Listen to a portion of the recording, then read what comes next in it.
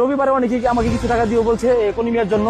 তো এইভাবে টুকটাক কাজ করতেছি। ওনার হিসাব হচ্ছে উনি যে মাজার তৈরি করে কাজ করে সেই মাজারে আমি কেন যোগ দেই, তার মাজারে আমি যোগ দিই না অ্যাজ লাইক দ্যাট, মানে তাকে যে সবাই চাটে, রাসেল কেন চাটে না, এইটাই একটা ভিতরে একটা খুব। কিন্তু রাসেল তো আসলে চাটার জন্য আসে না, রাসেল কারো চাইতে আসে নাই, রাসেল ওর জন্মের আগে আসছে এই জগতে। উনি যখন ফেসবুক অ্যাকাউন্ট নাই তখন রাসেল আসছিল।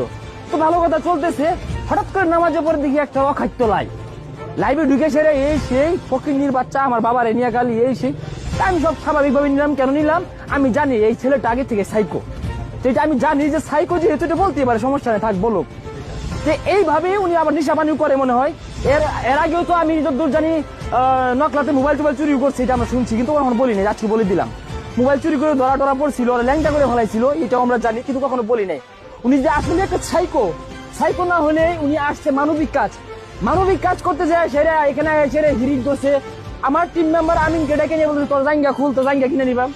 তা আমার এলাকার গোলাপান তো ড্রাইভারদার আমাদের তো ভালোবাসার কম নাই, 7টা ভাঙা ড্রাইভারদার আমাদের আছে। পরে ওর 7টাটা ভাঙতে লইছিল বা আমি ফিরে ইজ্জত রক্ষা হয়েছে। তো চেয়ার নিছিল মানার জন্য আমি মানে এটি বললাম প্রোগ্রাম না থাকবে, আমরা ড্রাইভারদার এই এলাকায় একটা মানবিক কাজ করতেছি, তোমরা কি বিশৃঙ্খলা করে এটা বলে আমি শান্ত করে দিচ্ছি। উনি ওইখানে যায় সেরকম হুমকি মারতেছে দূর থেকে, রিক মারতেছে, মানে একটা মাজার নিয়ে চলে। আর এই শেরপুরের পরিবেশ নষ্ট করতে কোন পর্যায়ে